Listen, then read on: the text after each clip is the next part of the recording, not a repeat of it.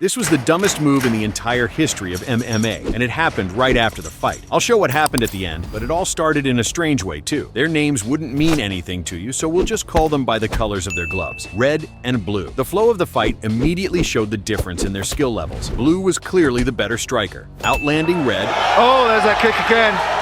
And systematically destroying his opponent's head. He's still able to halfway walk. through round. I think it was the fact that he says, oh, this guy's got no power and he can take whatever he's got. And he was just saying, I told you so.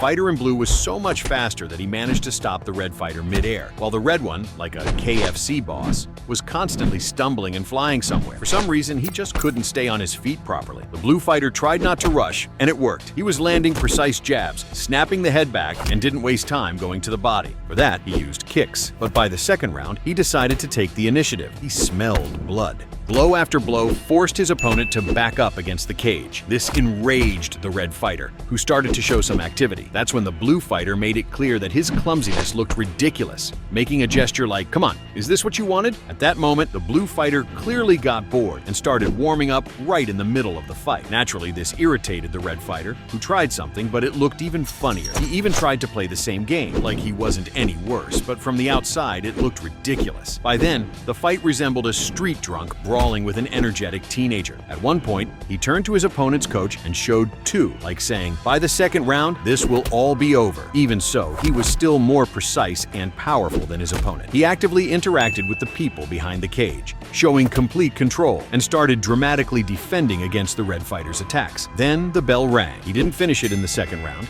but he was clearly superior. In the third round, the blue fighter started clowning even more. It seemed like an example of taunting that would be punished in the end, but the red fighter, still like a drunken master, couldn't land a hit and even tried to clown back in response. Casa playing to the crowd.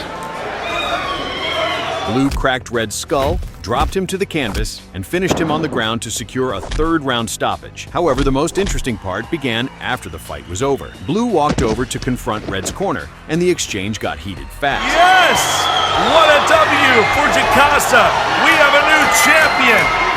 Red saw what was happening and decided to sucker punch the man who had already knocked him out. But he really shouldn't have done that. Even from behind, he couldn't even wobble the guy who beat him. In the end, if at first you could sympathize with Red for getting brutally knocked out, after this stunt, many people thought he deserved it. Officials, he hits him from behind. Exactly what happened there.